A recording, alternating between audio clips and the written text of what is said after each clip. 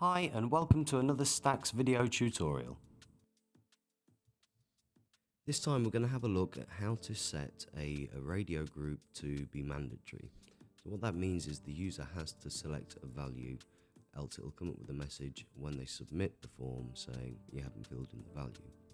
So I've preloaded my test application here, and as you can see I've already put in my labels and my radio group. So what we're going to want to do is add a button, which is going to be our submit button, and the platform's going to use this button to trigger the validation. So let's go ahead and drag in a button control, and the next thing I'm going to want to do is add a image to the button control. So I'm going to drag in my submit button asset, and there it goes. And now it's appeared, I'm going to just scale it up a little bit and drag it into position. So with the submit button selected, I'm also going to want to just rename that button. I'm going to click in the name field within the controls panel on the right hand side and type in submit button and then hit enter to set that. Next I'm going to select the group and I'm going to set up the open name or human readable name for the group. So again, I'm going to just type in choices into the name field, and then I'm going to go down to the validate option and make sure that's set to mandatory. The validate option tells the Stacks platform that we want this particular control to be validated against some sort of action. So we've made sure that's set to mandatory in the validate field. Now we need to tell Stacks how we want to trigger the validate. So on the field just below there's a field called on, and I'm going to select the submit button.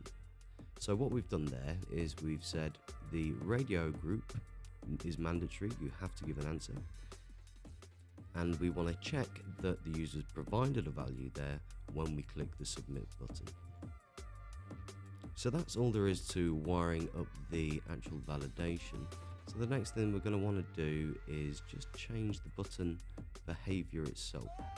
So I'm going to click on the button and I'm going to change it to a jump to canvas type, and then select canvas 2 as the canvas we want to jump to.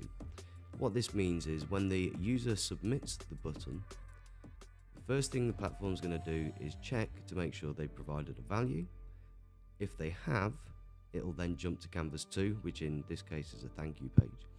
If they haven't provided a value, the platform will pop up a message saying you need to provide a value for that particular control. So let's go ahead and publish this and have a look at it in action on Facebook itself. So I'm going to confirm all of the dialogues, and then I'm going to switch my browser over to our application on Facebook. So our application has loaded up, and if I hit submit straight away, it comes up saying that I must provide a value. So I click into one of the values, whichever one I want, and hit submit again.